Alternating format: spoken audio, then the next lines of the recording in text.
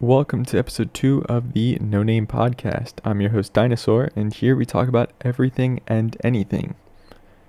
I still haven't figured out a name for this, so we're just going to stick with that for now. Just like last week, we do not have a special guest on. Similarly to last week, we're going to talk about some news sources and gaming. Just like last week, we're going to talk about some tech news and other news. First, we're going to start out with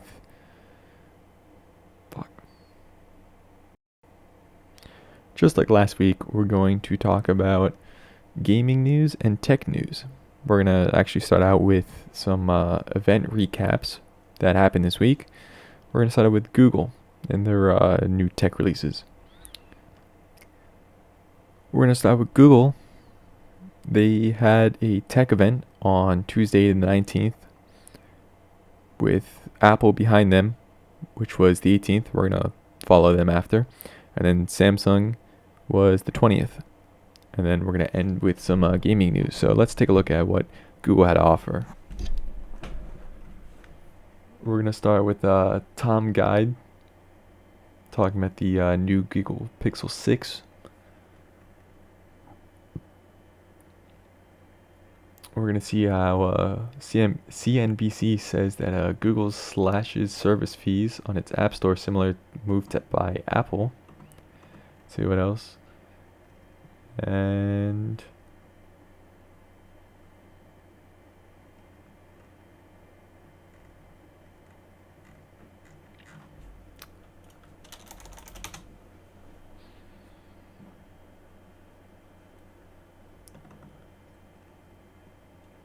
let's see what The Verge says about no foldable phone for Google. What I can see is there is no other tech news on Tuesday's event for Google. I mean, I guess they just released their Pixel 6 and that was it. Alright, so let's see. Google slashes service fees in its App Store after similar move by Apple. So CNBC states this is... They do not have a date when this was posted. Nice.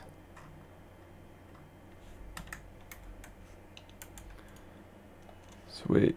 Alright. So, I believe this was, let's just say in the span of a past few hours or few days whenever this was posted. The service fee for subscriptions in the Google Play Store will drop from 30% to 15% from day one, Google said in its press release. Under the current model, developers must pay 30% cut on subscriptions to Google for the first 12 months before commission drops to 15%.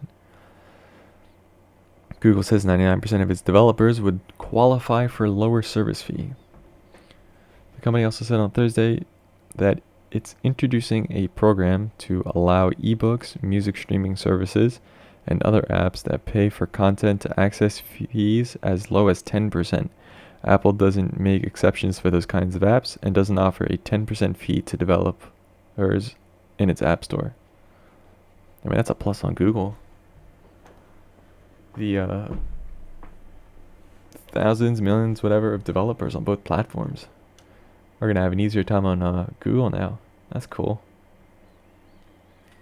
Apple, which has received more regular attention over its App Store than Google, over the past 2 years, cut its take from 30 to 15%, including apps making less than $1 million a year, news apps, and certain premium video streamers that participate in an Apple program. But Apple still charges 30% for the first year of subscription, meaning Google's App Store may be more competitive for subscription-based apps. Alright, that's cool. So, Google's saying from day one they're going to cut prices from 30 to 15, and depending on certain subscription-based apps, it can cut down to 10%. That's really good. Google and Apple both faced legal action over their App Store practices. In July, state attorney generals announced an antitrust lawsuit against Google alleging the company abused its power over app developers through its Play Store on Android. They're going to tie into Epic Games. And Fortnite maker Epic Games brought a major lawsuit against both Apple and Google centered around its App Store fees and other practices.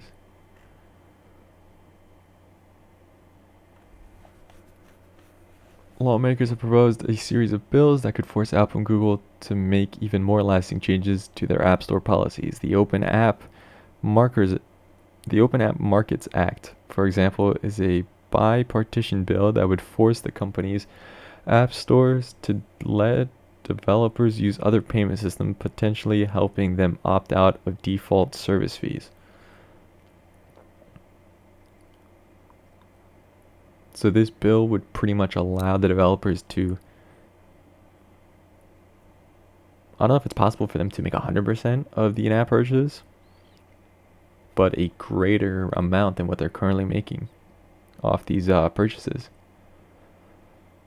It says another bipartisan bill, the American Innovation and Choice Online Act, that's a mouthful, would prohibit these platforms from using their gatekeeper power to discriminate against users or business, including app makers that rely on their services, such as for distribution on mobile phones. And that is the end of the article. Alright, so Google's on the plus side for this. It means those developing on Android are going to be able to make, I don't want to say more money, but they would make the percentage of money more than what they currently are. That's pretty good for them. I mean, 30% of a dollar in just fees? That's a lot. Alright. On to where Google's foldable phone. Huh? This is what The Verge says in the posted it on October 21st.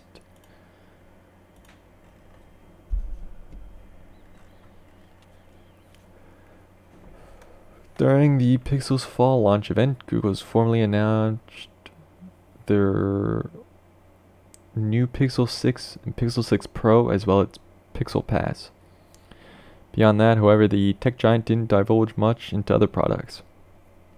Yeah, so they pretty much just released the new Pixel 6 device, their phone, and like a subscription pass.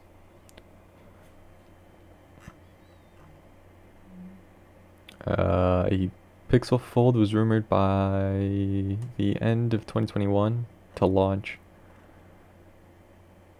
I mean, a lot of things are rumored. It's a lot in development that they have to come by before they can start development and experimenting. It says the public first found out about the quote-unquote passport codename in August of 2020 after leaked internal documents referred to the device accordingly.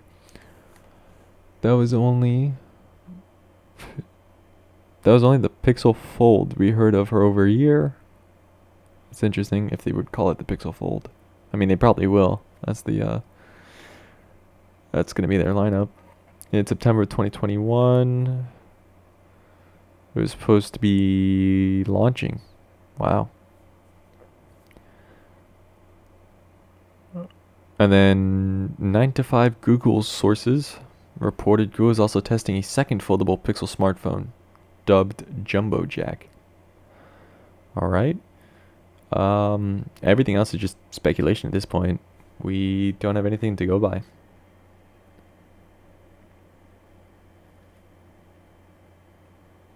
It actually goes on to say that the Galaxy Z Flip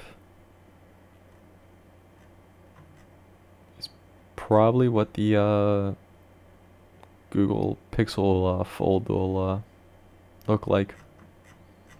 I don't know, again, this is all just speculation and rumors. Until Google actually releases a prototype, we don't know what they're going to do.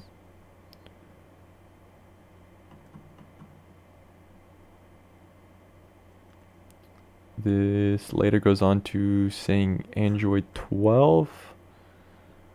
And that's about it from The Verge. Alright, finally, we're taking a look at the Google Pixel 6 event recap. So we got the Pixel 6 and the Pixel 6 Pro that we talked about last week.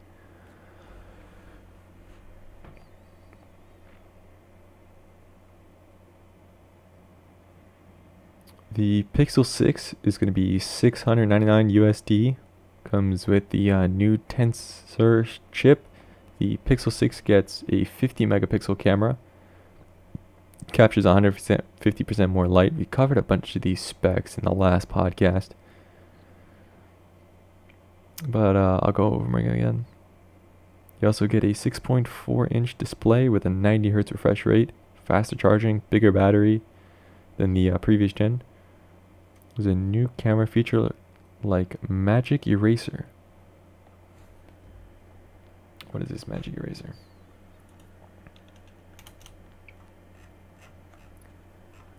This Magic Eraser supposedly takes elements in a photo out. So according to this, if somebody's just standing in your photo and you didn't want them, you would just tap on them and it would take them out. Alright. The Pixel 6 Pro is $899 USD. It has a 6.71-inch display, 120 Hz refresh rate, 3 rear cameras, 50 megapixel main, 12 ultra wide, and 48 megapixel telephoto with a 4 times optical zoom, 20 times super res zoom, bigger battery than the Pixel. Okay, right.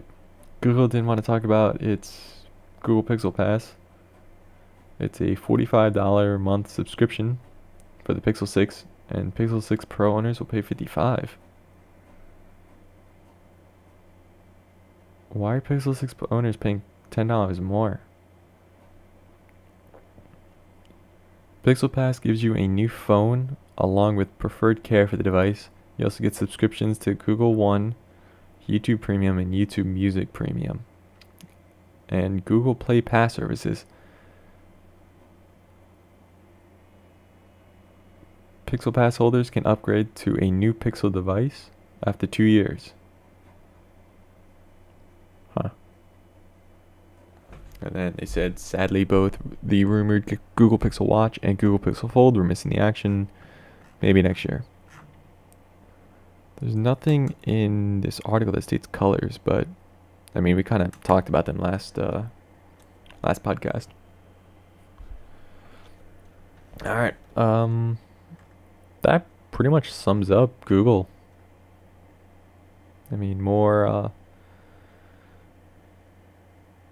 More politics and just a new Google phone. And subscription service. Don't forget that. Nothing like 60. I'm just gonna round up $60 a month. That's a lot of money.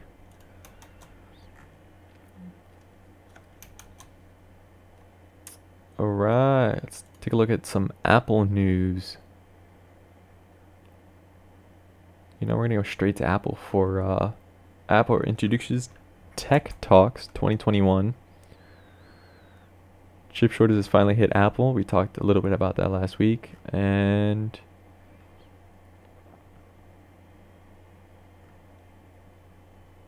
so CNBC actually also talked about. Never mind. We already covered that story.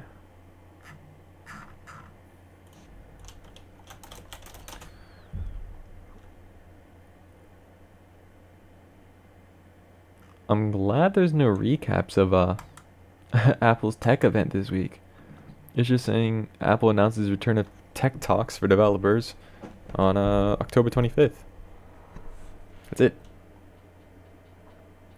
So we're just gonna look at that, and then we'll look at their chip shortage finally hitting. This is straight from Apple's newsroom.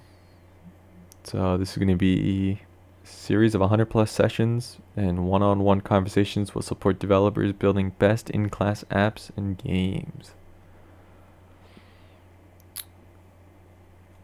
They're saying there's going to be more than 100 live sessions and 1,500 office hours running over the next 8 weeks. So this is going to be a course. TED Talks will provide an opportunity for developers to directly connect with Apple experts, quotes experts, to learn more about new technology, ask questions, and receive one-on-one guidance. They will also serve a new way for developers to share direct feedback with Apple's team members and about their experiences building and distributing apps in the App Store. Nice.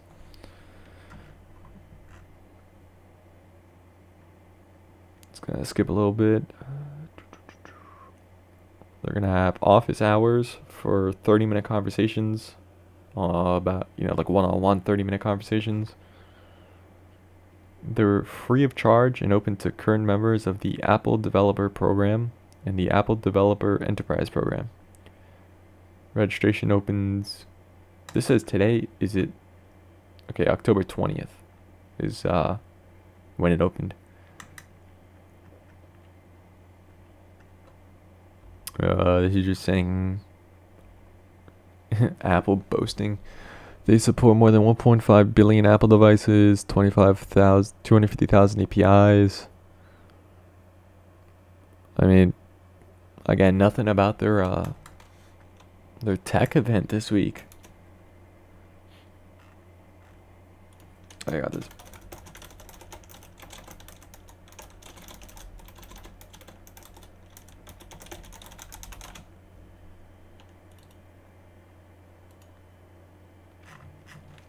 Alright. Just have to go straight to Apple's website at this point. So, on October 18, 2021, they announced a new MacBook Pro with their M1 Pro or M1 Max chip, amazing battery life, and a 14 or 16-inch Liquid Retina HDR display. Did they bring back the Thunderbolt connector? We're going to take a look at that in a second. All new design in AirPods. A HomePod Mini. I guess to compete with all of Google's devices. Alright, first we're going to look at their new MacBook Pro.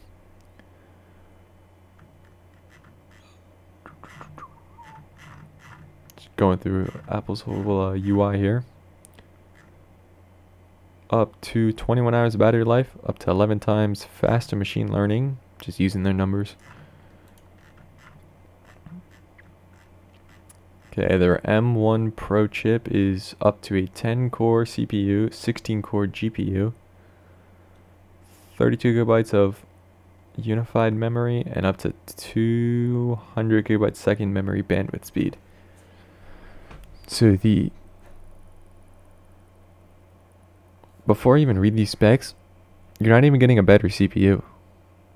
So the M1 Max, you're getting, mind you, the M1 Pro, it says up to a 10 core. The M1 is a 10 core. The M1 Max is a 10 core CPU, up to a 32 core GPU, up to 64 gigabytes of unified memory, and up to 400 gigabyte a second memory bandwidth. Okay.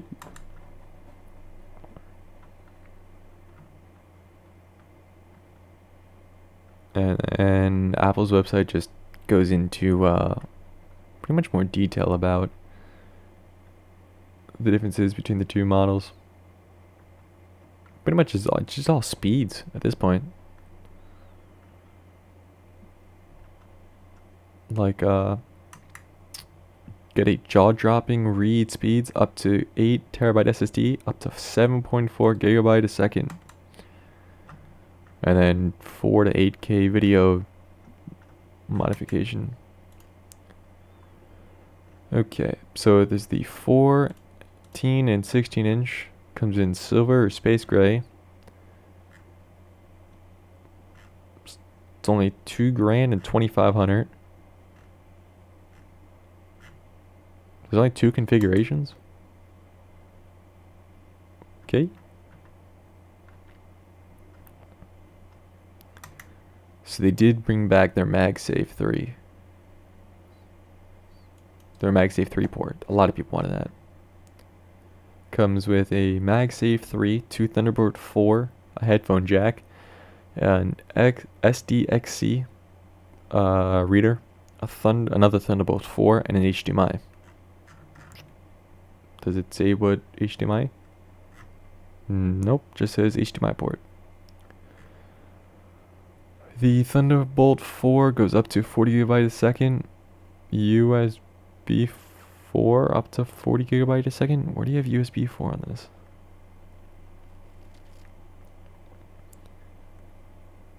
Okay. That's it for their MacBook. I mean, if you want to look more into it, I'll have the link in the description. Let's see. Apple's 3rd generation AirPods. Okay, keep scrolling.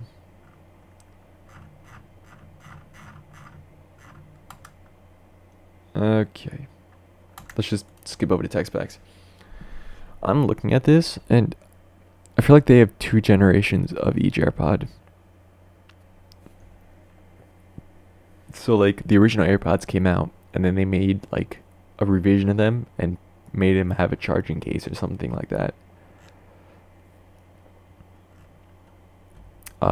They were IPX4, sweat and water resistant. Up to 6 hours of listening, 4 hours of talk on a single charge. MagSafe with the MagSafe charging case, up to 30 hours of listening time and up to 20 hours of talk time. 5 minutes in the case gives about an hour of listening and talk time. As Bluetooth 5.0, comes with the AirPods, the MagSafe charging case, and a Lightning to USB-C cable.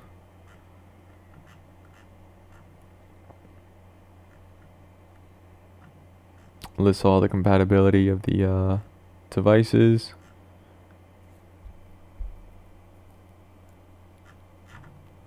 And then just says AirPods in the environment. Just what they use for is it what they build with? Yeah, like 100% recycled rare earth elements and all magnets. Oh, I'm looking at these things. These are actually smaller than the AirPods Pro, so I was wrong. So the 2nd generation AirPods are 129. Just come with lightning charging and up to 5 hours of listening. There's the new 3rd generation AirPods that have spatial audio with dynamic head tracking, sweat and water resistant, MagSafe wireless and lightning, and up to 6 hours. There's the AirPods Pro for $250. Comes with spatial audio, active noise cancellation, the sweat and water resistant, MagSafe, and 4.5 hours of listening. And Apple's all-time beast of the AirPods Max for $550. Comes with spatial audio, active noise cancellation, no sweat and water resistant, lightning charging, and up to 20 hours of listening. I'm surprised they didn't put any sweat and water resistant in their AirPods Max. I mean, that's a corner they cut right there, right? You're spending that much money on a pair of headphones and they're not at least sweat and water resistant. All right, the HomePod Mini.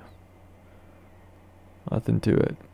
They're $100 each, according to Apple. They come in 5 different colors: white, yellow, orange, blue, and space gray. Nice. It doesn't even weigh a pound. It weighs 0.76 pounds. 4 microphone design for far field seer. This is just a bunch of wording at this point to make this seem a lot better than it is. There's touch controls, there's audio controls, so you can tap, double tap, triple tap. This is pretty much like the controls you get on the original headphones. And then you can probably say like, "Hey Siri" or something. Yeah, you can do Siri, VoiceOver, Home App, and HomeKit. So it's pretty much just to compete with Google's Alexa. It has Bluetooth 5.0, some ultra wideband chip. Lists all the devices you can use it with, their system requirements. There's a compatibility, and in the box you get the mini and the 20-watt power adapter. Electrical and environmental requirements. Operating temperature of 32 degrees to 95 degrees Fahrenheit, which is 0 degrees to 35 degrees Celsius. A relative humidity of 5 to 90% non-condensing. And operating altitude tested up to 1,000 feet, 3,000 meters. Nice. I mean, that's about it. $100. Alright. We already took a look at Apple's MacBook Pro. Time to get back to the chip shortages finally hit Apple. After all that, we finally looked at Apple's tech event, and now we can read into how it finally hit Apple. We talked about this a little bit last week, and this is pretty much just a follow-up.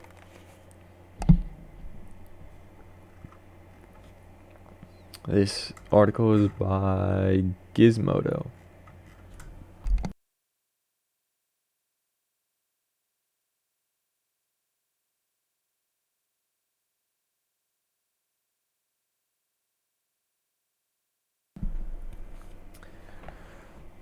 So they said it's been a rough year for gadget makers. The global chip shortage impact everything from the PS5 to graphics cards. I mean, everybody got affected by these. So Apple's newest products won't ship until mid-November, even December. That includes the iPhone 13 lineup, the iPad mini, the 9th gen iPad, the Series 7 Apple Watch, and the MacBook Pro. They said there's also delays affecting some of their older products like the MacBook Air and the newest iMac. Apple's earliest delivery window is November 19th to the 29th. They said at least in New York City. There's no version of the phone available at any of the 12 Apple stores in the 5 boroughs. Earlier this month, the company also slashed its 2021 iPhone 13 production by 10 million units. The iPad mini has the same delivery window, and only a handful of versions are available for pickup at one of the 2 Apple stores in all of New York City. Wow. The shipping window for the Series 7 Apple Watch is November 30th to December 7th. None of the Apple stores in New York City seem to have them. MacBook Pros are backlogged to the 12th to the 19th of November. The 24-inch M1 iMac is now delayed to November 12th to the 19th if you pay $8, or November 15th to the 22nd if you opt in for free shipping. Only 1 or 2 configurations were available for pickup. Apple's new $19 polishing cloth. They made a $19 polishing cloth. Is delayed 10 to 12 weeks. Because this is the world we live in now. Oh my. Apple actually made a $19 polishing cloth.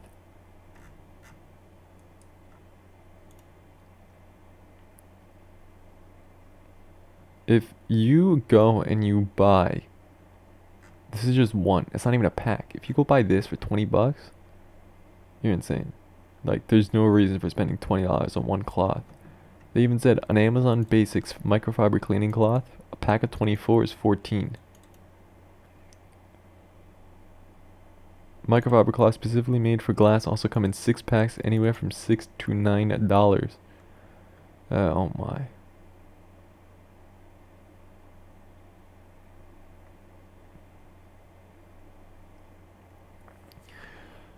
They said that the 27-inch 2020 iMac supposedly came with a cleaning cloth. Should only use that. Yeah, so it says it came with a cleaning cloth, but at this point, if you need to buy a replacement, you should buy the $19 one. Okay, to me that makes sense, right? If you lost the one that came with it, right, you know, you go buy the designated one. But if you're just buying this to buy it, it makes no sense.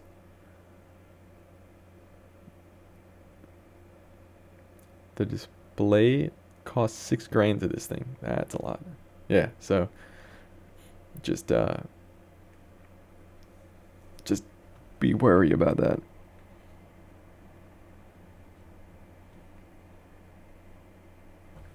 All right, let's get on to Samsung's news.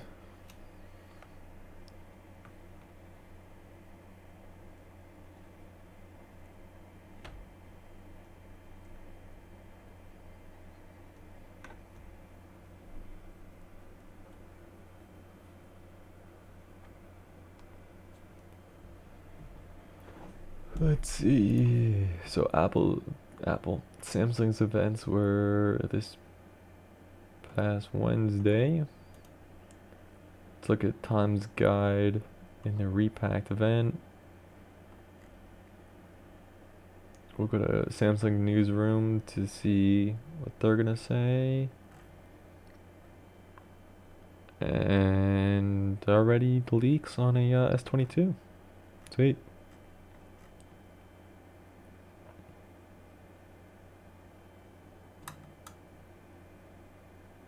And everyone's still waiting on Apple to release their S21 FE. So we also talked about this last week. They're not going to release it until the next round of devices.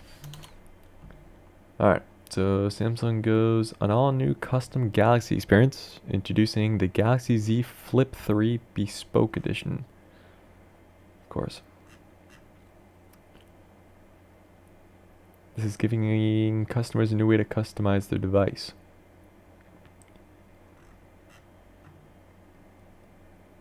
The Bespoke Edition opens new experiences for customers to reflect who they are through the technology they use the most.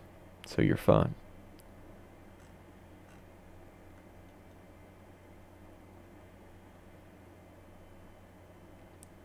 Samsung is expanding its new customizable color combinations and special UX for users to further personalize the device, with the Bespoke Edition providing options not available anywhere else in the market.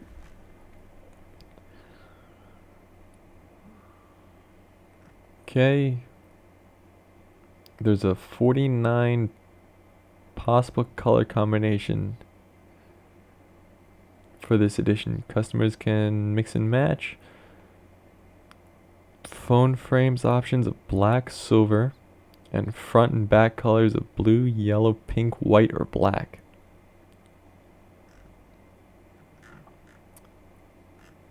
All right. Customers can also customize their Galaxy Watch 4 at the Galaxy Watch 4 Bespoke Studio by mixing the color, sizes, and strap styles. There's a new... I'm gonna describe this. There's a new motion-activated gesture, in quotes, knock knock. So this gesture will activate favorite or most used apps and features. So the Bespoke Studio is a 360 preview of combinations, ways to download an image of selections, easy to share social content. If I remember correctly, Apple, I don't know if this is the studio, but Apple, what am I talking about? I don't know if this is the studio, but Samsung allows you to, in quotes, try devices using augmented reality. I don't know if this is the Bespoke Studio, but it's very informative, because you can see how the device will look in your hand, see if it's too big or too small, or same thing with the watch. So the Galaxy Z Flip 3 Bespoke Edition will start at $1099.99 USD. Comes with 12 months of Samsung Care Plus protection. The phone will be covered by accidental damage, including screen replacement, water damage, and back cover replacement. Only on Samsung.com, consumers can enjoy up to a $600 credit towards their Galaxy Z Flip 3 Bespoke Edition. I don't know how this compares to the standard edition, but here's some tech specs.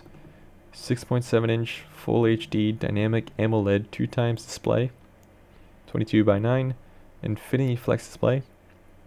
Has a 2640x1080, 425 ppi, 120 Hz refresh rate, 900 nits to 1200 nits.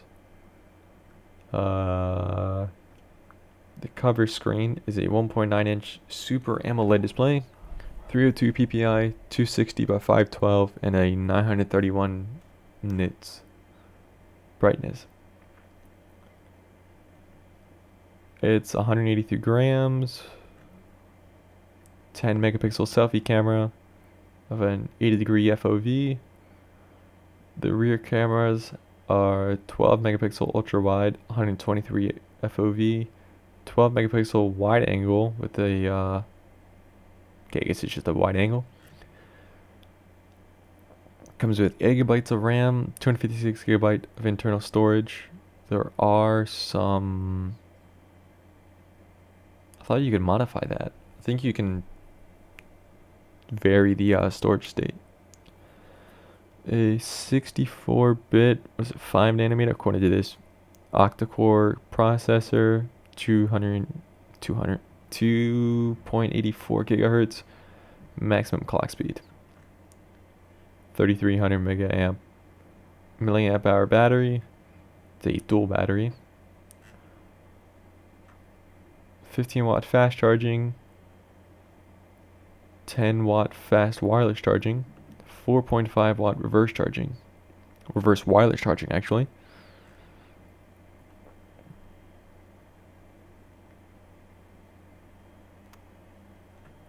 It's an IPX8 fresh water. You're always going to use fresh water. It says for 30 minutes at 1.5 meters of fresh water, not advised for beach or pool use, not dust resistant. Comes with Android 11. No SD card. And I guess that's it. There's a lot more tech specs, but that's a little nerdy. On to their unpacked recap. This is by Tom's Guide. So just like before, there's 49 different color combinations. It starts at $10.99, $100 over the standard Galaxy Z Flip 3.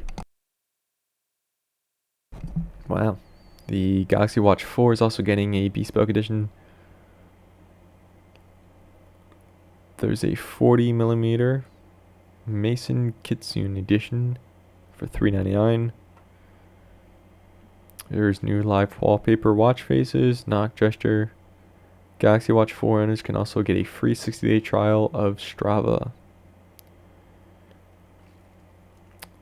There's Mason Kitsune, a French brand, made a fox festooned version of the Galaxy Buds 2. Okay.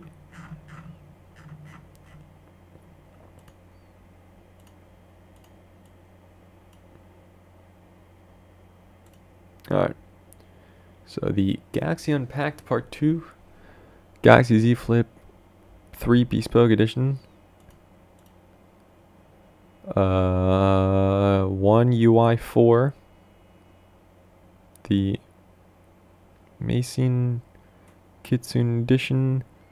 Smart Things Find, and that was about it.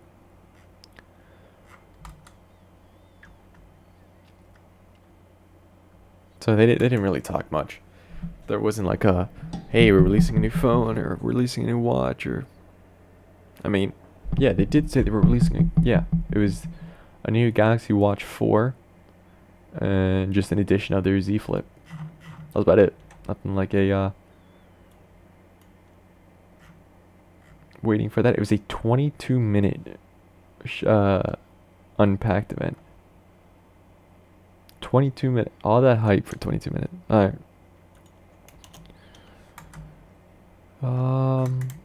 That's about it on the Samsung news. Now we're going to head over to gaming. So this week, Crytek released the remastered trilogy to Crysis. So we're going to take a look. Game Rant,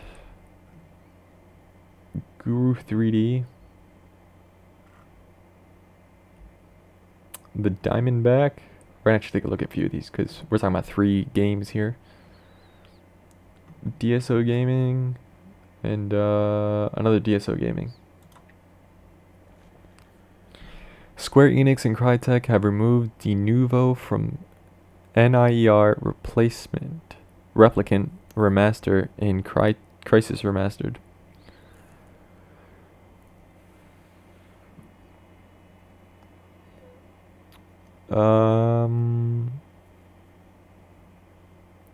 NIER Replicant version 1.2247, the rest, came out on PC in April 23rd, 2021. So it basically took Square Enix almost 6 months in order to remove it. Wow. On the other hand, Crysis Remastered came out on Epic Games on September 18th, 2020. If I remember correctly, it's Steam's version did not feature Denuvo as such. It took Crytek a year and a couple of months in order to remove it. So it came out on Steam actually later. I did notice that.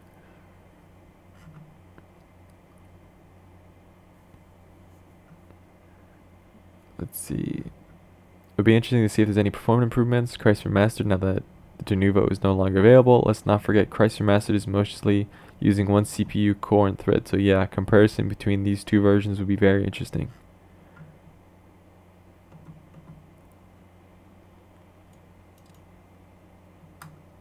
Alright, that's about it. So they just removed Denuvo.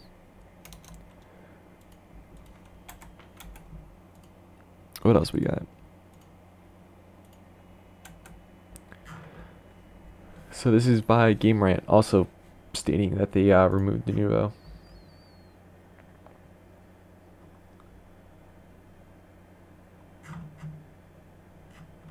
Let's see what they got to say. If there's anything different from what you already covered.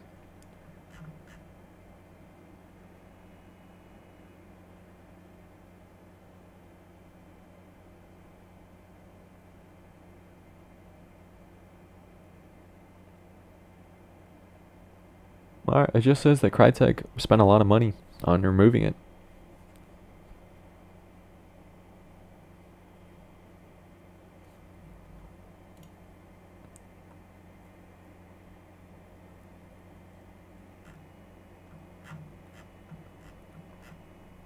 Sorry, no, they actually... Contract states that the first year, Crytek will be required to pay 2,000 euros per month for Crysis Remastered. That includes clauses for fees and additional storefronts, among other things.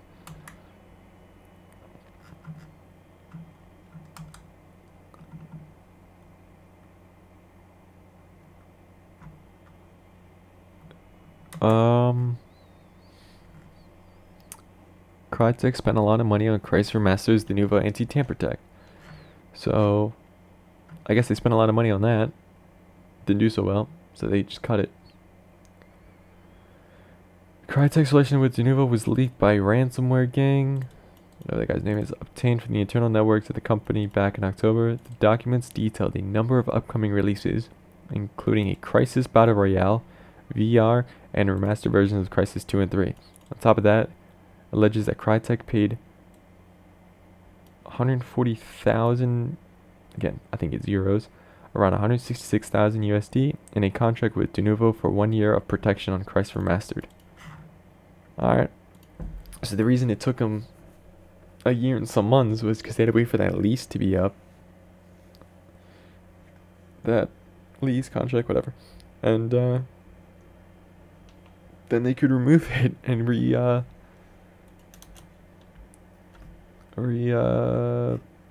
put on the game store is re-release it.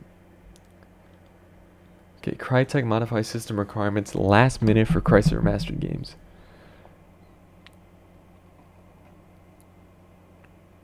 So this was posted the 18th.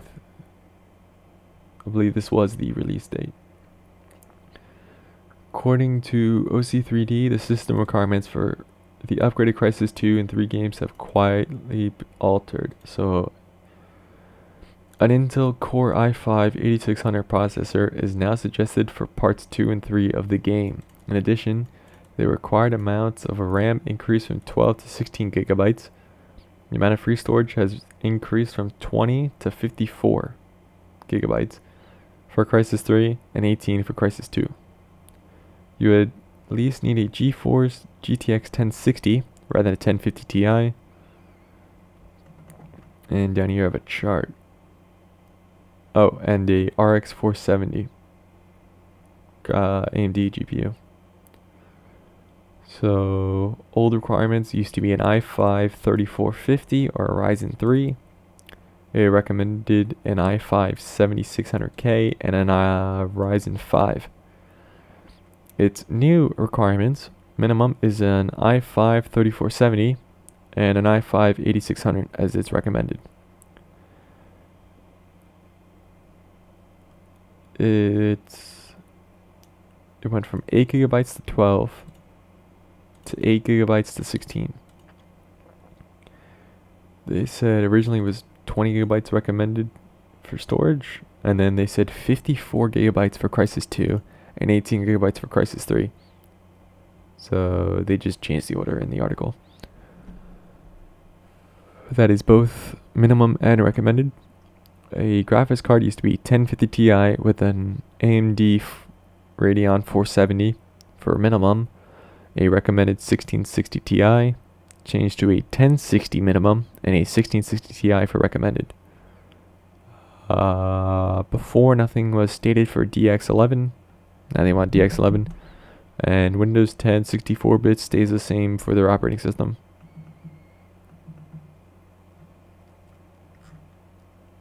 One of the comments says there are no AMD GPUs or CPUs anymore. Yeah, I did notice that. So I guess they're going to say sponsored by Intel or something like that when you load up the game. Let's see. Oh, this was released back in September 24th. I guess I didn't see that. So September 24th, 2021, Crysis Remastered, in quotes, cannot compete with modern gameplay. There's a maximum performance 8K setting called Can It Run Crysis.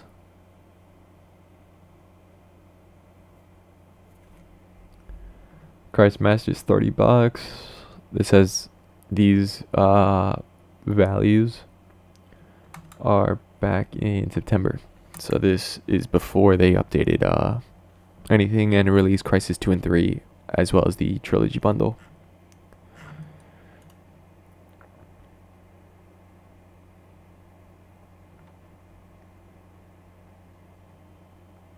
They said that Doom 2016 is cheaper and better than Crysis. And they said if you want between the two, go buy Far Cry.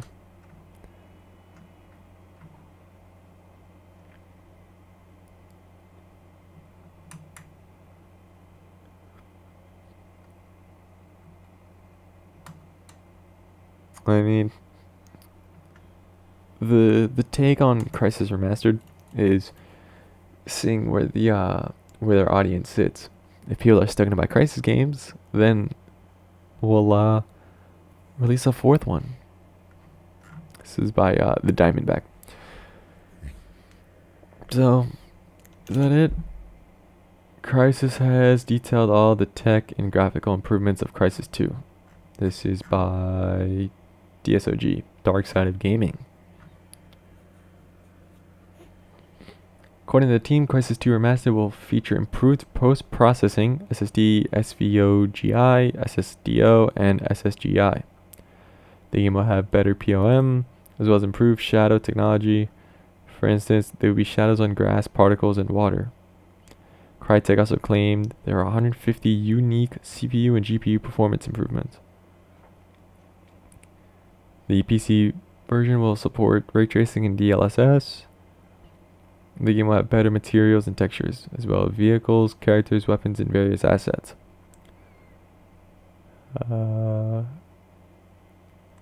It's interesting to see how Crysis 2 Remastered will stack up against Crysis 2 Modded. After all, Crysis 2 with DX11 and Maldo's texture pack looks amazing even for today's standard. You know, I actually gotta take a look at that.